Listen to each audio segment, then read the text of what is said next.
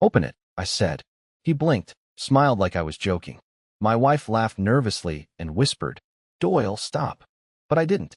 I kept my arm extended, the envelope shaking just slightly between my fingers, not from fear, from adrenaline, from the clarity I'd been living with for the past 17 days. He finally took it. The room hadn't gone completely silent yet, but I felt the energy shift. It was her firm's annual celebration.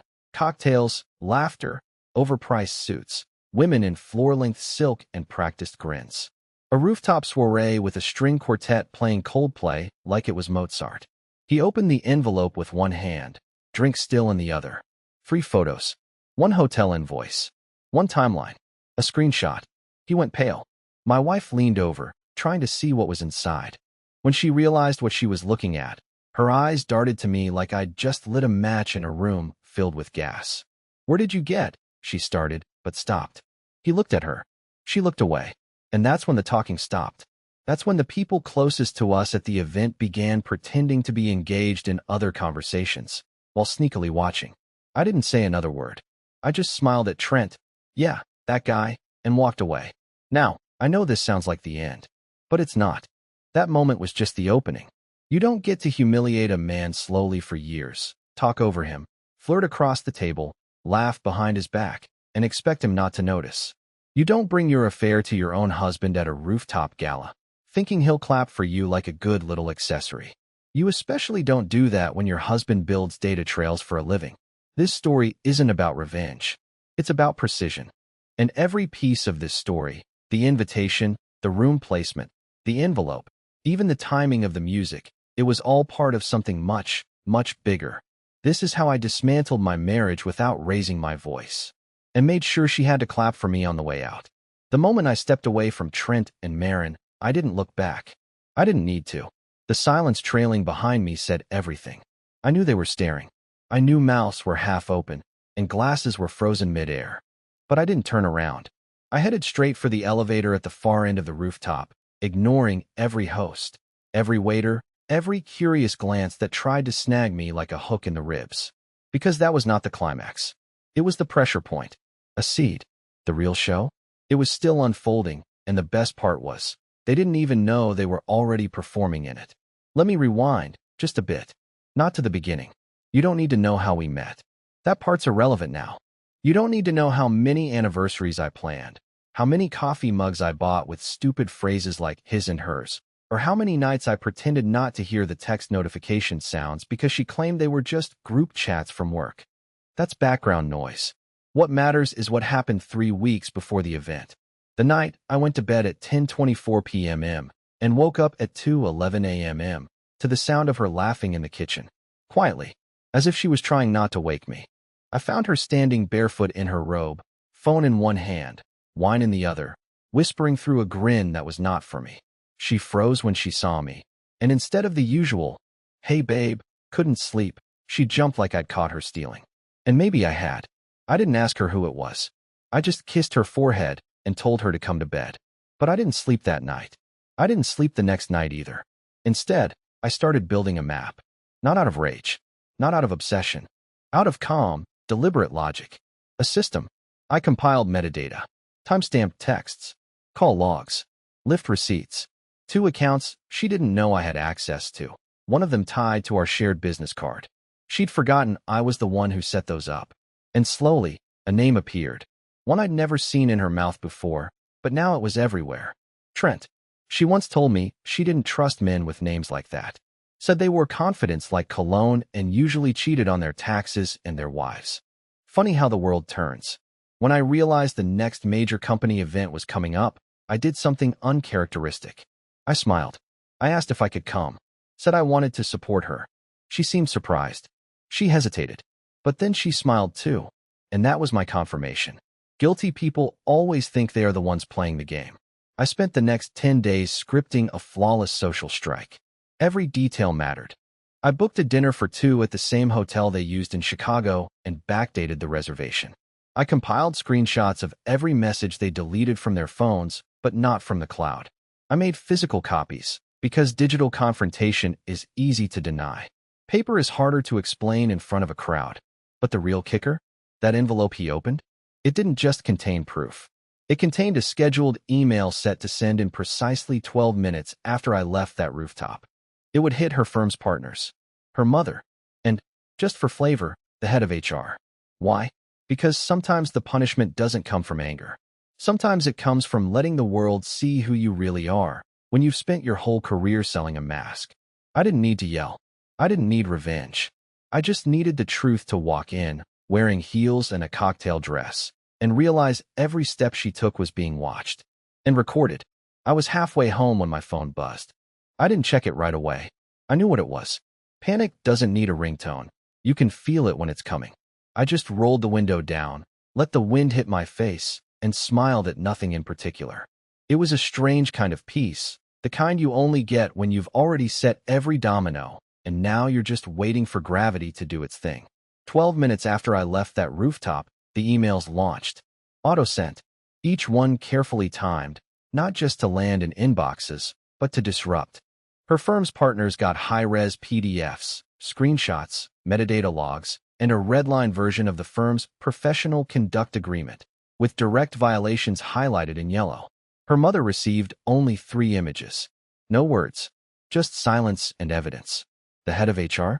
He got a full report, including a transcript of a conversation between Trent and Marin, courtesy of her own Bluetooth speaker that accidentally paired to my laptop 2 weeks prior. I didn't plan that part. It was luck. But when your marriage is rotting, the truth starts leaking through the walls. By the time I got home, I had 17 missed calls. 8 from Marin, 4 from an unknown number. Trent, I'm guessing. The rest were scattered. 1 from her sister, 1 from her boss, and 3 from a number I recognized but hadn't seen in years, her college friend Geneva. Geneva, who once drunkenly warned me, if she ever starts going quiet around you, she's not being shy. She's hiding something. I should have listened back then. I poured a glass of water and just stared at the screen. The phone lit up again, Marin's name flashing. I didn't answer. I wanted her to sit in it. Let the silence feel heavier than any screaming match ever could. I spent the rest of the night exactly how I wanted, sitting on the back deck, wrapped in an old hoodie, with my dog curled up at my feet. I wasn't angry. I wasn't broken. I was just done. And in that stillness, I realized something. Betrayal doesn't kill you in the moment it happens. It kills you slowly, every time you force yourself to swallow a doubt, every time you laugh off a lie, every time you pretend not to see what's in front of you. I'd been dying by degrees for over a year. That night was the first time I actually felt alive. Around midnight, the texts changed tone. The first ones were frantic. Doyle, please call me. Then came the guilt. We need to talk. I'm sorry. Please. And then the blame. How could you do this in public? You humiliated me. That one made me laugh. I humiliated her. No, sweetheart. You did that yourself. And Trent? Well, his texts were even better. He tried to flex. You think this scares me? This'll blow over. Grow up. Then, an hour later, please take it down. That was the best one. One line. No punctuation. Raw fear behind a fake tough guy mask. But I wasn't done. Because here's what none of them knew yet. The documents I shared weren't everything. I had more. Not for revenge, not to burn everything down, but because I knew exactly how people like Marin operated. Damage control. Spin. Deflect. Deny. So I made sure the story couldn't be rewritten. The final layer was already in motion. A conversation scheduled for the next morning with the firm's compliance attorney, who had already agreed to review everything. And no, I didn't do this to ruin her career. I did it because she chose to gamble with everything we built, in the same rooms where I wasn't even allowed to exist. I just handed her the mirror. She shattered it herself. At 8:43 a.m. the next morning, the silence shattered. Not with an explosion, no. Something worse. Controlled chaos. Professional panic. The kind of implosion that wears a suit and sees legal. I was in the middle of sipping bad diner coffee. Alone. No phone. No laptop. Just watching the morning fog roll across the window when my inbox lit up. First came the automated reply from the compliance officer. Received. We are reviewing your documentation.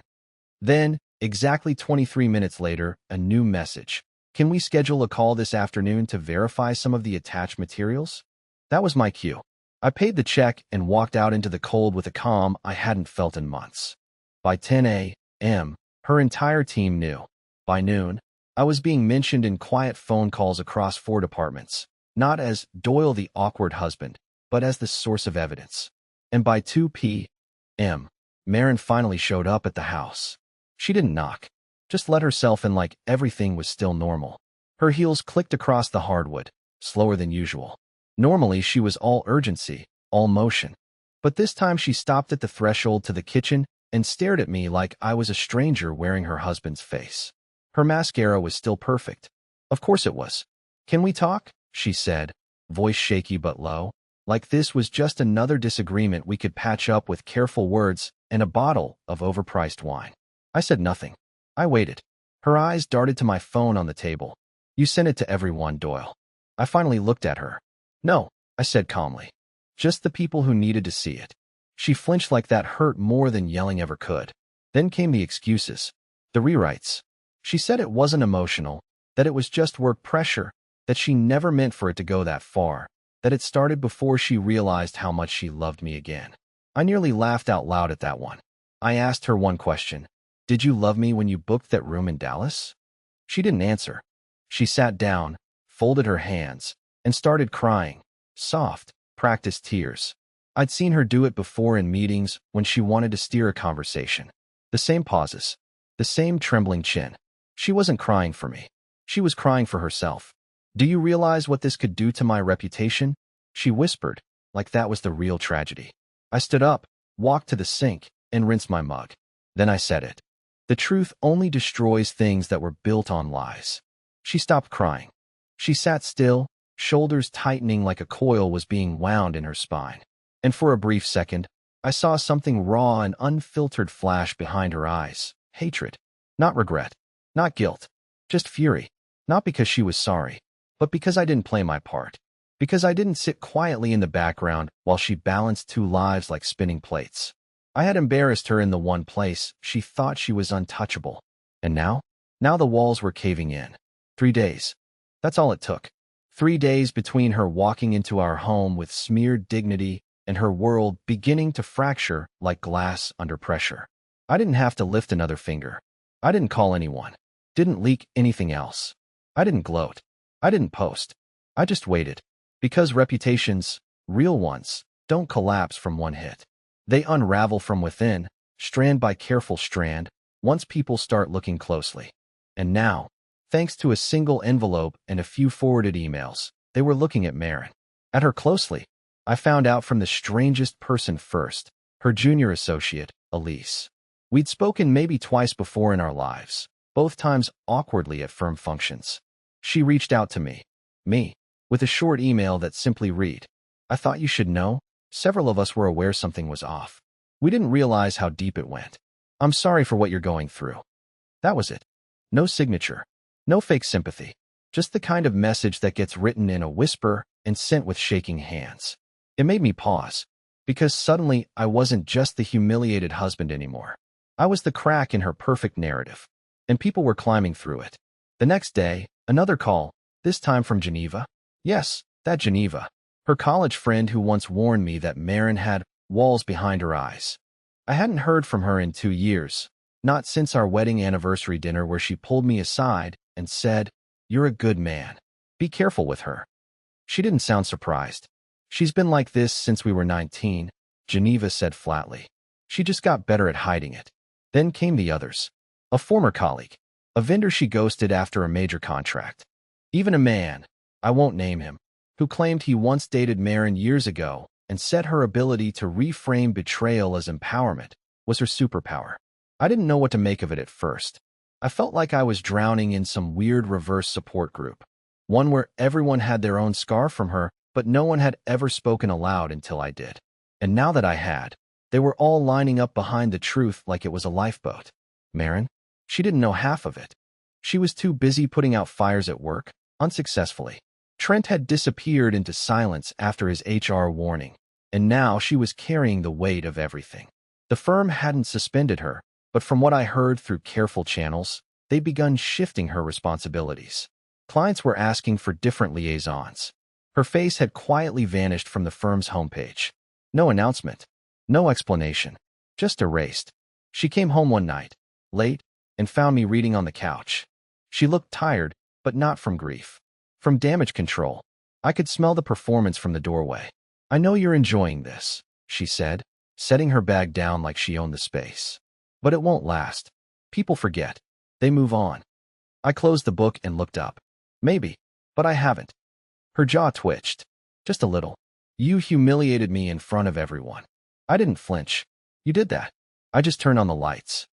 For a second, I thought she might scream. Throw something. But she didn't. She just stared, like she was trying to memorize my face. Not out of love, but calculation. Like she was wondering how I got this far ahead of her without her noticing. But she still didn't understand. This wasn't a game. I wasn't trying to win. I was just done being the fool who clapped while she burned everything behind my back. And now, she was running out of matches. By the end of the first week, I could tell she was starting to crack. Not visibly. Not in some meltdown on the floor kind of way. Marin would never give anyone that kind of satisfaction. But I could see it in the way she moved. Less like a queen surveying her kingdom, and more like someone trying not to trip on a landmine she buried herself. She'd come home, drop her keys a little too hard on the counter, and spend the next 10 minutes scrolling through her phone like it owed her an apology. She wasn't eating, barely sleeping. And the one thing she was doing, reaching out to mutual contacts, was backfiring. I know this because they were coming to me now. Quietly, carefully. They'd seen the mask slip, and some of them were wondering if maybe, just maybe, they'd gotten her all wrong from the beginning. So she did what people like Marin always do when they feel the ground shifting under their feet. She tried to rewrite the narrative. It started with a text she sent to a few friends. "Doyle's not handling things well. He's been distant for months." This whole thing's gotten blown out of proportion. She painted herself as the misunderstood, overwhelmed career woman who made a tiny mistake and was now the victim of an overreaction. I expected that. I'd counted on it. What I didn't expect was her next move. She scheduled a dinner with my sister. Behind my back. She knew my sister and I were close. Knew she was protective. And I guess she thought if she could twist the story just right, she could flip one of the few people still standing beside me. So she invited her to some quiet bistro downtown, told her she just wanted to talk, and tried to plant the seed that maybe this was all a misunderstanding. That maybe I'd taken things too far because I'd always been a little too sensitive. What she didn't know was that my sister recorded the entire conversation. When she played it back for me that night, I sat in silence, hands folded, listening to Marin casually reframe our marriage like it had always been on life support. She said I struggled with intimacy, that I was too cold, too detached, and that she had been starving emotionally by the time Trent came around. And then, with zero irony, she added, "I didn't cheat out of desire. I cheated out of loneliness." I didn't feel rage. Not anymore. I felt clarity. She hadn't just betrayed me physically. She had set fire to the version of me she'd introduced to the world and now wanted to repaint me as the reason for her betrayal. Her own salvation story, rewritten in real time. But here's the thing about spinning lies. Eventually, they get tangled. And the next morning, she got caught in her own. She showed up to work thinking she could smooth it all over. That people would forget. That time would do what it always did, blur the details. But what she didn't know was that her firm had pulled the metadata from her company laptop. And the timeline didn't lie. She tried to explain. Said someone must have spoofed her account. That the hotel charges must have been business-related. That the messages were taken out of context. But this time, no one was buying it. They weren't angry. Just disappointed. Quietly. Politely. Professionally. Like the way you lower a flag before a storm. By the time she came home that night, she was no longer leading her department. She didn't speak when she walked in. Just stood in the doorway for a long time. Like she wasn't sure if this was still her house. I didn't welcome her. I didn't ask what happened. I just looked at her, and for the first time in years, she looked small. And that's when I realized. She hadn't just lost me. She was starting to lose herself. The next morning started the same as every other. Quiet, careful, like we were both guests in a house neither of us really lived in anymore. Marin stood at the kitchen island, staring into her coffee, while I sat near the window, pretending to read the news but really just listening to the silence grow heavier between us. She hadn't said a word since she came home the night before, and I hadn't asked for one. That uneasy truce between guilt and resignation was the only thing still holding our roof up. Then she finally spoke. "I want to try counseling." I almost laughed. Not because the idea was absurd, although by this point, it kind of was, but because of the way she said it. Like it was a solution. Like her career hadn't already started bleeding out. Like our marriage wasn't already unrecognizable. Like the only thing wrong here was communication. I didn't say anything. I just looked at her. She took a breath, then tried again. I know I screwed up, Doyle. But I've been thinking. We built too much to throw it away over one mistake. One mistake. The words hung in the air like poison. After everything, after months of deception, after dragging me through public embarrassment, after trying to rebrand herself as the victim, she still believed this was something we could just talk through. I set my coffee down. It wasn't one mistake, Marin. It was a campaign. She blinked, clearly caught off guard. You didn't just cheat, I continued. You gaslit me. You rewrote reality. You made me question my instincts, my worth, my memory. You invited me to your firm's event with him there, thinking I'd stay quiet. You let me shake the hand of the man who'd been in your hotel room the week before. Her face was pale now, no makeup to hide behind. I thought if I came clean. You didn't come clean. I exposed it. The silence between us felt different this time. Thick, final.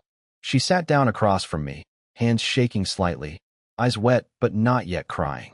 I've lost everything, Doyle. Clients won't return my calls. HR hasn't said the word termination, but I know it's coming. I can't fix the past, but I can try to fix this. Us. I didn't look away. There is no us anymore. Her breath caught in her throat. And then, for the first time, she broke. Not the performative crying. Not the poised sorrow I'd seen her rehearse in mirrors and meetings. This was something else. Raw, animal, uncontrolled. The sob that tore out of her wasn't meant for me. It was for her. For the realization that the story she thought she was still narrating had already moved on without her. She reached across the table, grabbed my hand like she used to when we were still something real. Please don't leave me. It was the most honest thing she'd said in months. But it was far too late. I gently pulled my hand back and stood up. I already did. She sat frozen as I walked away, like someone waking up from anesthesia and realizing the surgery had already happened. And they'd lost more than they thought. I didn't slam the door. I didn't yell. I didn't even pack loudly. I just folded 3 shirts, 1 jacket, my laptop, and the worn book I used to read when I couldn't sleep. It all fit in a single bag. I left my wedding ring in the drawer, next to the watch she gave me for our anniversary 2 years ago, the one engraved with forever. No matter what. I didn't take much because I didn't need much. The house wasn't mine anymore. The memories in it weren't mine either. They belonged to an earlier version of us, one that had quietly died sometime between a hotel room in Dallas and a rooftop gala I should have never attended. But I did leave something behind. A letter. No envelope. No name on it. Just a folded page, sitting upright on the piano she never learned to play. It was the only place I knew she'd look eventually, after the panic faded, after the tears ran out, after the reality settled in. I wasn't cruel in that letter. I didn't list the things she did or quote her texts or tape in photos like some kind of petty trophy wall. I just told the truth. My truth. Calmly. Carefully. One final time. I wrote, I didn't leave to hurt you. I left because staying meant I'd never trust myself again. I would have spent every moment wondering what was real and what was rehearsed. You were a beautiful part of my life, Marin, but I can't share a life with someone who keeps rewriting the script while I'm still reading my lines. You once told me I never fought for us. This, right now, is me fighting. But not for us. For me. And maybe, someday, for someone who sees me the first time, not after it's too late. I hope you heal. I really do. But we can't heal in the same story anymore. And then I walked out. No final words. No cinematic moment. Just a quiet, clean goodbye. It's been 6 months since that night. I moved into a smaller apartment across town. The kind of place with creaky floors and ugly blinds, but it feels honest. My sister visits every week. My dog sleeps at the foot of my bed again. I started running. Badly, slowly, but enough to feel like I'm moving forward. Marin didn't try to follow me after that. No calls. No emails. Just silence. But last week, I got a letter in the mail. No return address. Just my name on the front. Inside was one line, written in her handwriting. I finally heard the song on the piano. That was it. I smiled. Because for the first time since this all began, I didn't feel pain. I felt peace. This story didn't end with revenge. It didn't end with some dramatic courtroom battle or public meltdown. It ended with truth, with quiet, with letting go. And sometimes, that's the most powerful ending of all.